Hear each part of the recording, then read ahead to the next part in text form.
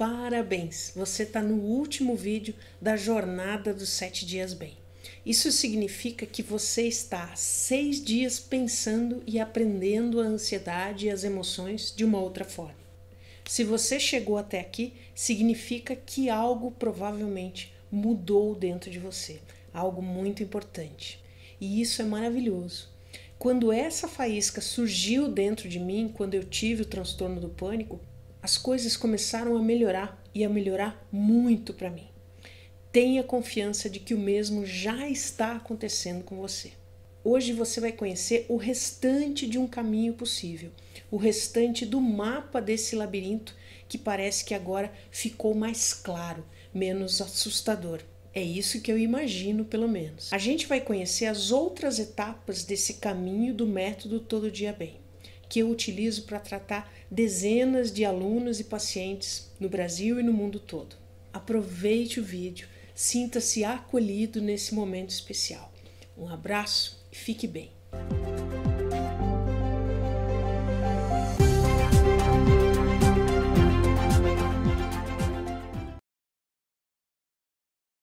Então hoje a gente vai apresentar o último vídeo da série 7 Dias Bem, que é essa semana em que nós estamos buscando uma resposta possível para se ter uma vida emocional equilibrada e plena, sem precisar tomar remédios ou fazer psicoterapias convencionais de longo prazo, em busca da dissolução dos transtornos emocionais, da ansiedade, do pânico, da fobia social, da depressão e outras alterações emocionais que trazem sofrimento. Hoje nós vamos percorrer o restante do caminho apontado no meu método. Você já conheceu toda a etapa 1 do entendimento nos vídeos anteriores. E a gente vai percorrer o restante do caminho de A até B, né? O objetivo é entender como você chega até B, né? Através do meu método, que é um estado onde uma melhora completa é possível, né? A gente vai analisar as etapas restantes do método Todo Dia Bem e vamos entender a etapa 2, a princípio, que é a da ação, e depois entender como que o aperfeiçoamento, que é a etapa 3, replica conceitos e hábitos da etapa 1 e 2 num contínuo, né? E o próximo passo do processo é aprender a desenvolver foco mental, para poder intensificar os resultados da prática e seguir aperfeiçoando. E como que se desenvolve foco mental? Bem, você já aprendeu que o nosso alto valor percebido é muito menos vulnerável se derivado de um profundo sentido de autoaceitação e respeito próprio, do que se ele tiver condicionado ou construído em cima de uma base que busca preencher determinados ideais, que são modelos externos, que são as referências que os outros nos passam do que é bom e do que é ideal. Eu trabalhei com pacientes nos últimos anos com diversos desafios emocionais e com comportamentos autodestrutivos muito claros. 99% deles com ansiedade, pânico e enfrentando muitas vezes questões de dependência química, distúrbios alimentares graves e também outras formas de autossabotagem. Muitos desses pacientes nem sequer percebiam que estavam sendo autodestrutivos. Esses comportamentos representam, na realidade, a melhor tentativa do paciente para gerenciar o desequilíbrio emocional, né? Mas, basicamente, em todos eles, em todos os casos, existe um sentimento subjacente escondido que é muito claro. Um sentimento de menos-valia. Um sentimento quase de ódio por si próprios. Ou seja, pessoas com amor próprio muito abalado ou quase inexistente. É muito triste ouvir isso nas pessoas. A completa falta de amor próprio que as pessoas têm. E o trabalho é reverter isso fazendo uma reconstrução dessa autoimagem. É um trabalho laboroso, né? É um trabalho que leva algum tempo, mas que é possível fazer. E o trabalho que eu tenho feito na clínica e também nos cursos e também no meu programa é fazer com que os pacientes, ajudar, né, os pacientes a se libertarem dessa autoimagem totalmente negativa que eles aprendem e que regulam as suas emoções e comportamentos. E esses pacientes passam a aprender a ser mais gentis e mais compreensivos consigo mesmos, né? Eu ensino os meus pacientes a encontrar foco mental e desenvolver o estilo mente sábia, que eu chamo. E o estilo mente sábia é um estado mental a se conquistar, a se atingir, né? Evidentemente, o remédio não faz isso, né? A psicoterapia faz numa forma muito morosa, né? Dependendo da abordagem que você escolhe. Para se atingir a mente sábia, e como consequência diluir toda a ansiedade, diluir as crises de pânico, os medos, né, que estão por trás disso, a abordagem nessa etapa do método está em agir com foco em tornar-se mais consciente de quando seus pensamentos negativos se tornam distorcidos, desproporcionais e totalmente irracionais. É começar a ter aquilo que eu falei em vídeos anteriores, a ter intimidade com os seus pensamentos e com as suas emoções. Algumas das estratégias que eu ensino aos meus pacientes na clínica e aos meus alunos do programa para atingir esse estilo de mente sábia é aprender a identificar 3 coisas. Em primeiro lugar, o estado mental, né? Que é aprender a usar a consciência e a autoobservação através de várias técnicas que eu ensino, aplico, e a pessoa leva isso com ela para praticar em casa, segundo as minhas orientações. Em segundo lugar, ela aprende a identificar e a ter consciência do ciclo emocional, de como ele é visível e como ele se repete, né? Antes, durante e depois de uma crise de ansiedade. Você aprende a identificar em qual etapa do ciclo que você está e você já sabe qual é a etapa seguinte. E em terceiro lugar, você identifica, né, o diálogo interno negativo. Nessa etapa do foco, a ideia é, se você olhar ali no esquema de cima, foco, depois a prática e depois o registro, né? Achar o foco da mente, identificar os estados mentais, a fase do ciclo emocional em que você está e identificar o diálogo interno negativo. Em seguida, partir para a prática e registrar os resultados antes e depois da prática. Isso é ação pura no dia a dia. É a introdução de novos hábitos que você segue segundo as minhas orientações, que são passadas num passo a passo claro e objetivo e totalmente acompanhados por mim. A gente vai falar um pouco dos 3 estados mentais em primeiro lugar. Os estados mentais você vai aprender primeiro a identificá-los e segundo a conseguir dissolver o estado mental em que você está e consequentemente a crise de ansiedade ou uma angústia ou uma emoção negativa que você esteja sentindo. A mente emocional, que é a primeira delas, é liderada pelo sistema límbico. É essa mente que a gente usa quando o nosso pensamento e o nosso comportamento é totalmente guiado por nossas emoções. Durante uma crise de pânico, durante uma crise de ansiedade, durante uma angústia, é a nossa mente emocional que está 100% atuando. Quando a gente está no meio de uma crise de ansiedade e de pânico, nenhuma racionalidade funciona para contrapor esse estado emocional. A gente está 100% entregue à mente emocional. No extremo oposto disso, está a mente racional, a mente lógica, né? Ela não dá nenhuma consideração para o aspecto emocional. Ela não quer saber sobre como nos sentimos a respeito de uma situação. Por exemplo, quando a gente está fazendo uma conta matemática, né? Eu não preciso de emoção para somar 2 com 2 ou fazer qualquer outro tipo de raciocínio lógico matemático. Ninguém precisa e ninguém leva em conta as emoções quando está fazendo uma conta, simplesmente porque é inútil, né? E em terceiro lugar, a mente sábia é a síntese e a junção das 2 mentes, a emocional e a lógica, a racional.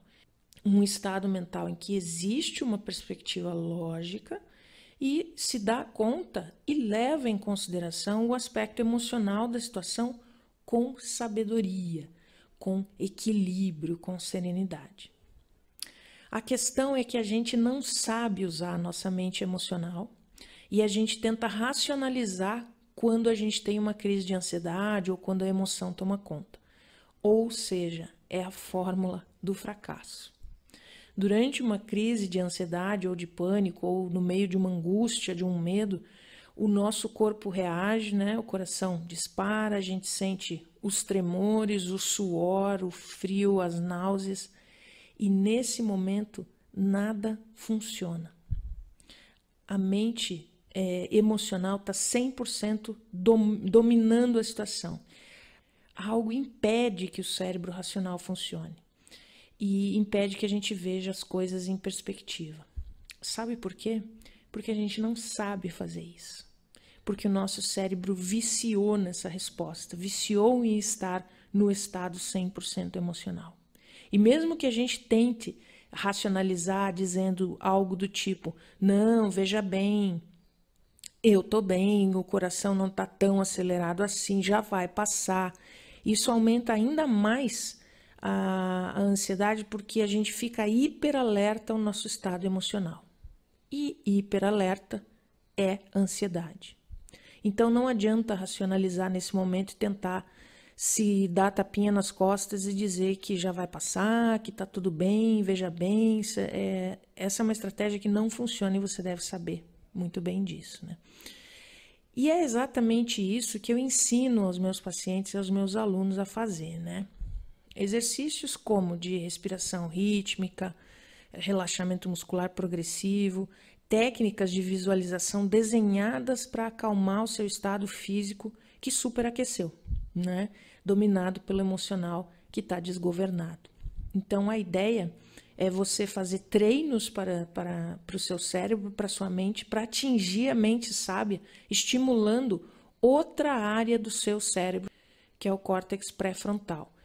E por que o remédio e a psicoterapia não fazem isso? Simplesmente porque o remédio não atua nessa área do córtex pré-frontal, né? Ele atua basicamente sobre o sintoma, e a terapia da fala não estimula essa área do cérebro do córtex pré-frontal. Ela estimula outras áreas do cérebro, mais ligadas à mente racional, né? Falar sobre o assunto aciona a mente racional porque a gente tenta entender uma lógica do que está sentindo, né? E isso não resolve. Em seguida, você vai aprender a identificar o ciclo emocional da ansiedade. A ansiedade tem um ciclo que fica bem claro nos pacientes.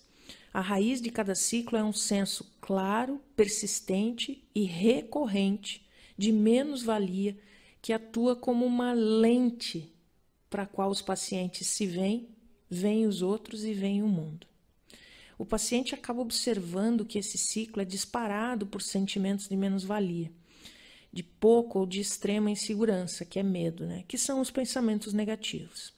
Eles se manifestam por meio desse diálogo interno dos pensamentos negativos, que por sua vez determina como se sentem e manifestam-se por meio do estado de alerta físico, né? Que é o coração disparado, falta de ar, os tremores. Então, isso são as sensações físicas aqui na etapa 2. Tudo isso gera emoções mais negativas ainda, né? Mais medo, mais ansiedade e deixa você mais em alerta ainda. E o diálogo interno negativo se intensifica ainda mais. E agora você está dominado pelo medo de morrer, inclusive. Isso, por sua vez, dispara impulsos de buscar respostas, de tomar remédios ou impulsos de fugir da crise a qualquer custo, né? Às vezes aqui tem impulsos autodestrutivos também. Para encerrar, na última etapa vem o medo do medo, né? O medo de que esse ciclo se repita, de que tome conta novamente. E é ele mesmo que vai iniciar tudo de novo, né?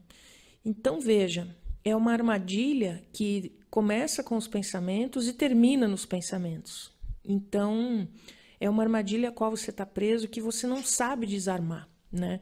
E nem o remédio, nem a terapia da fala, nem a terapia convencional vão fazer isso, né? Identificar esses ciclos emocionais quando eles acontecem e, acima de tudo, aprender a desarmar esse ciclo traz mudanças muito expressivas nos níveis de ansiedade e de bem-estar dos pacientes, que é o que eu tenho visto durante vários anos aí nos tratamentos. E o gatilho disso tudo, que é o terceiro ponto para a gente aprender, é o gatilho do diálogo interno negativo, né? Como desativar esse gatilho, como neutralizar o pensamento interno negativo. É necessário aprender, em primeiro lugar, uma coisa, a identificá-lo e depois conseguir neutralizá-lo. Hoje você não tem a menor condição de neutralizar esses pensamentos, tanto é que até hoje você não conseguiu impedir que uma crise viesse ou, né, ficar bem definitivamente. As estratégias que você está usando não estão funcionando, né? Tanto é que você está aqui me ouvindo. Quando você aprende a identificar seu estado mental, em seguida o seu ciclo emocional, você começa a ganhar mais autopercepção, ou seja, autoconsciência da história que você está contando para você mesmo. Você começa a identificar o enredo do seu emocional, da sua ansiedade. E a partir daí, começa a ter uma oportunidade de mudar esse enredo. E isso inclui aprender técnicas em que se olha as situações e os pensamentos em perspectiva, ao invés de apenas sucumbir a eles, né? Você conhece muito bem o seu diálogo interno negativo antes de ter uma crise. Você sente medo de ter uma crise e automaticamente entra em vigilância, né? Você fica vigil e alerta. Fica prestando atenção em tudo que sente e pensando, meu Deus, eu vou ter uma crise, eu vou ter uma crise, eu vou ter uma crise, eu preciso me controlar.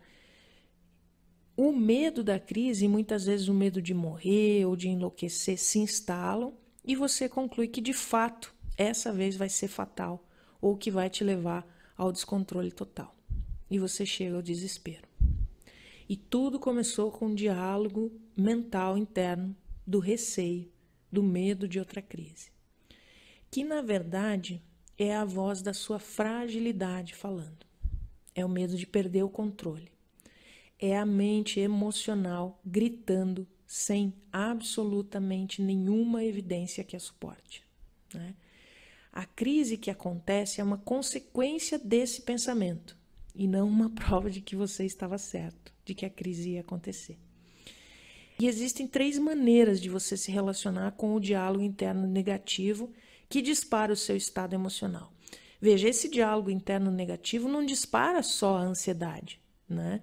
Dispara todas as emoções negativas. Aliás, o diálogo interno positivo dispara emoções positivas. Essa é a lógica da emoção, né? A causa de qualquer emoção é um pensamento.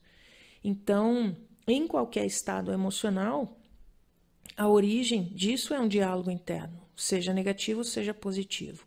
E tem 3 maneiras de se relacionar com esse diálogo interno. E uma das formas de reagir é o colapso, né? O colapso é durante uma crise ou durante uma dificuldade emocional, durante a angústia, né? Significa se alinhar aos pensamentos negativos, ao medo, né? À insegurança ou ao próprio pavor da próxima crise, né? O colapso significa concordar com esses pensamentos negativos e entregar-se a eles passivamente. O que acontece? Dominado pelo medo ou pela angústia, o seu primeiro pensamento é de desespero. É como quem diz, me ajudem a me livrar disso. A primeira reação que você tem é querer escapar. Qualquer um que te disser que você precisa se acalmar, te deixa, parece que mais com raiva e enfurecido ainda, né? Você pensa, você não sabe, não entende o que eu estou sentindo, o que eu estou passando, né? Eu não consigo me acalmar.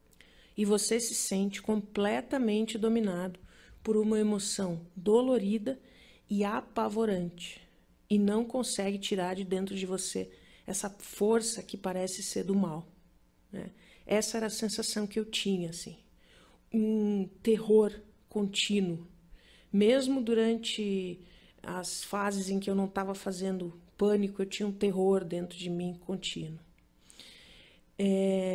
Sua mente e o seu corpo acabam se entregando, você está em colapso. E a certeza da morte, né? O pensamento negativo te dá uma certeza da morte ou do enlouquecimento. É quando a gente entra em colapso e acredita que somos vítimas e que seremos aniquilados por aquilo e que não temos absolutamente nenhuma gestão sobre nada. A gente acredita estar dominado por algo externo a nós e que não nos pertence. E a gente acaba fazendo uma entrega absoluta e total e nem tenta lutar contra, né? Porque a gente se dá como vencido desde o início. A segunda forma de reagir ao pensamento negativo interno, o diálogo interno, né, que eu chamo de motorzinho interno, é resistir e lutar. Resistir e lutar é o oposto do colapso. É uma reação ativa ao pensamento negativo, né, como com medo de morrer, etc. Mas é uma reação em que a gente começa a pensar, não, isso não é nada, vai passar logo, né? E começa a tentar achar razões, né, racionalidade e explicações para aquilo. Então, essa é uma tentativa, na verdade, de lutar e de tentar fazer passar também, mas com outra postura, né?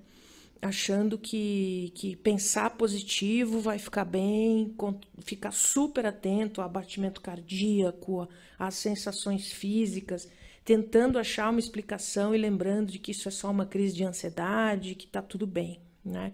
Essa, na verdade, é uma maneira de resistir e lutar contra o pensamento negativo. E você tenta racionalizar para que fique tudo bem.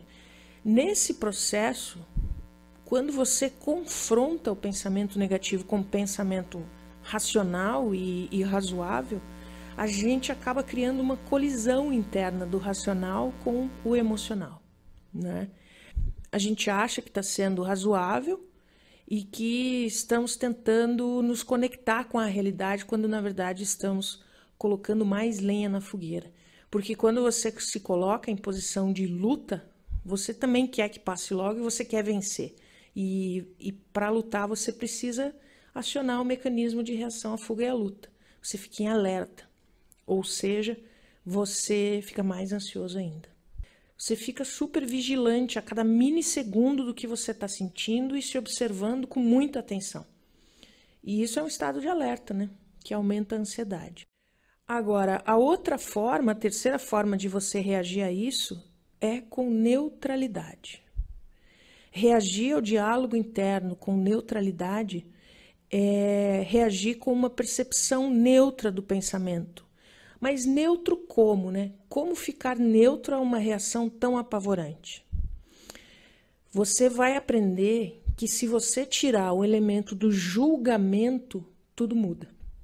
E é isso que as técnicas acabam te ensinando a construir. Simplesmente se observando que você naquele momento está tendo um pensamento negativo, por exemplo. Isso é uma das técnicas, né?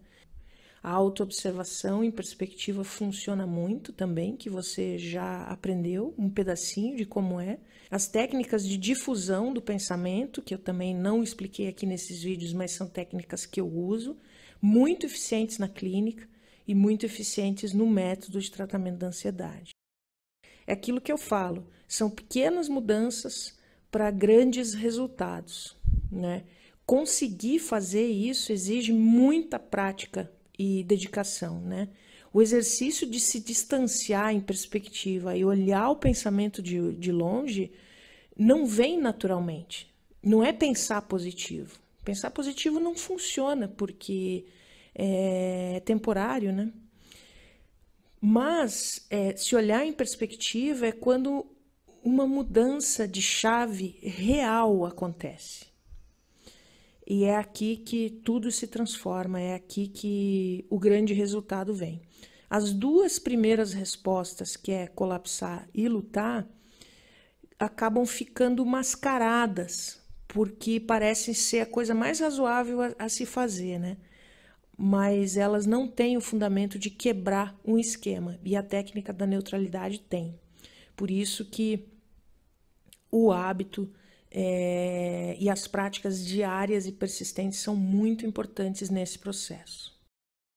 E o restante desse caminho, né, que a gente endereça no programa e que o método aborda, é depois de a sua mente conseguir práticas diárias de foco de autoobservação, né, depois de ter feito todo esse trabalho anterior de preparação, de despertar, de autoaceitação, de desligar mecanismos que desencadeiam emoções negativas, como a autocrítica, o autojulgamento, fazer um trabalho bem redondo de aceitação, começar com o foco mental no dia a dia, que são exercícios muito diretos ao ponto, estabelecer as práticas como hábito diário, que essa é a orientação que eu dou, fazer o registro disso.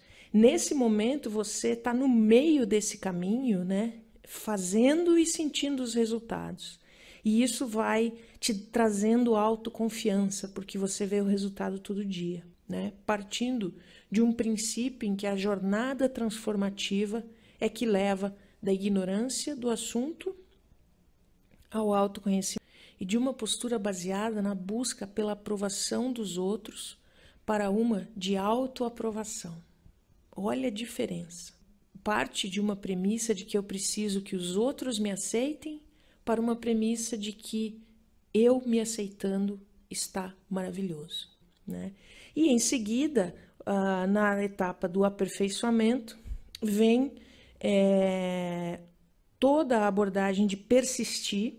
Aqui a gente trabalha com como lidar com as recaídas, né? Como é que as recaídas são explicadas e como é que elas podem servir para você continuar se motivando e não para você desistir, né? Aqui também entra o comprometimento da família no seu tratamento, se você tem essa dificuldade, essa barreira, né? E o seu próprio comprometimento é avaliado. E você, com a prática, vai atingindo o aperfeiçoamento e a maestria. A maestria ainda tem um estágio a mais que não está aqui, que é um módulo separado do programa que depois, mais tarde, você vai conhecer. E esse caminho de A até B dizem respeito especificamente a aprender práticas sempre aliadas ao autoconhecimento. O autoconhecimento que gera o despertar da mente em cada etapa, né?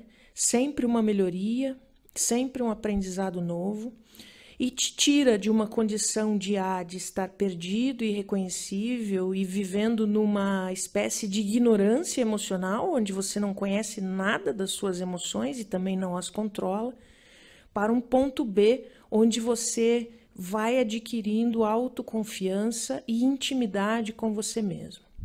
E esse processo é o desenvolvimento da sua inteligência emocional que vai trabalhar a seu favor. Enquanto você continuar no ponto A, né, perdido, irreconhecível, e continuar vendo a sua ansiedade, o seu pânico, ou o seu estado emocional, sua depressão, como um mero sintoma, né, como algo alheio a você que precisa ser domado ou aniquilado, os seus resultados vão ser muito fracos.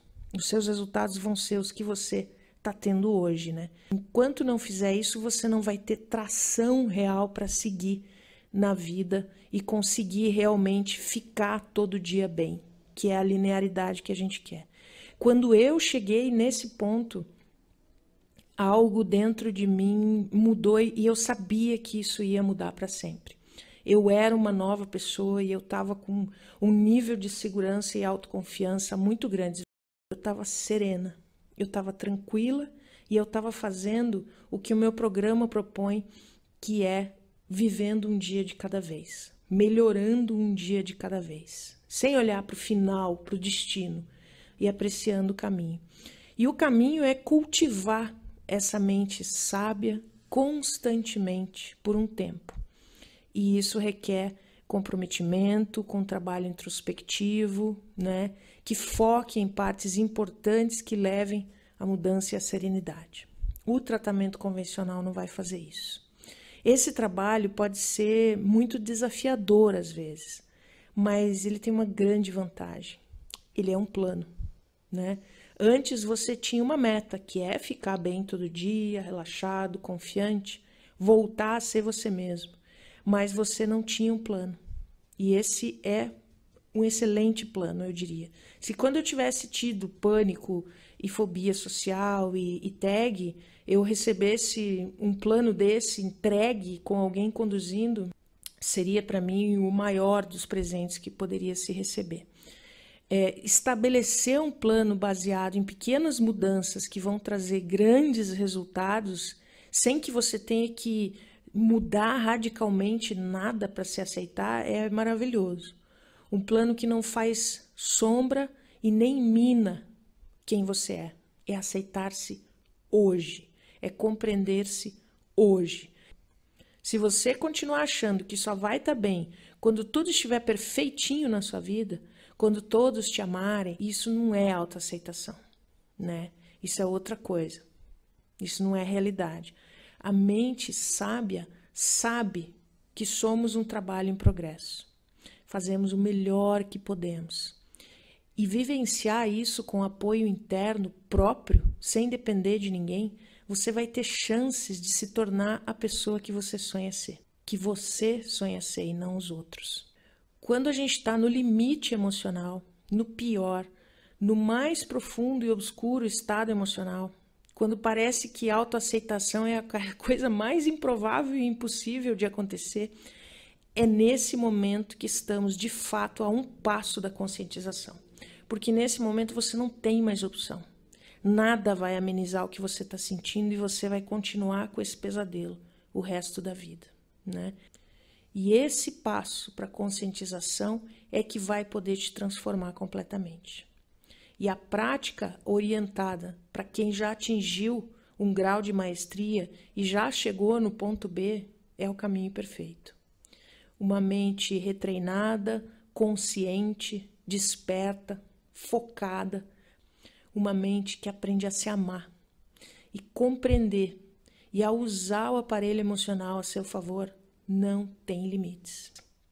Ela, com o tempo, vai enfraquecer as respostas e os padrões que hoje estão automatizados, que são velhos. Essas respostas não têm função nenhuma e são totalmente ultrapassadas. A única função que tem é te fazer sofrer. Por isso que requer ação e aperfeiçoamento para atingir a maestria. É possível. Todas essas habilidades estão dentro de você. Você só precisa acessar. O caminho está aí, na sua frente. Basta dizer sim. Basta dar o primeiro passo, que na verdade você já deu. E lembre-se que a motivação faz você começar, mas é o hábito que faz você continuar. E hoje, o hábito que precisa ser mudado é o hábito mental. Sua ansiedade e suas alterações emocionais são vícios da mente, vícios do pensamento. Automação, uma mente automatizada. A mente acaba se viciando em maneiras de pensar. A mente se vicia em estados de humor e estados emocionais. O pensamento obsessivo é o melhor exemplo disso, que se fixa num ponto e não consegue sair. O ansioso tem muito pensamento obsessivo. O paciente com ansiedade e pânico quer uma coisa só: livrar-se do sofrimento. Mas é uma batalha que não se consegue vencer, porque o princípio e o fundamento dos tratamentos e da maneira que a mente está funcionando está errada. A abordagem que eu ofereço é um convite a aceitar-se.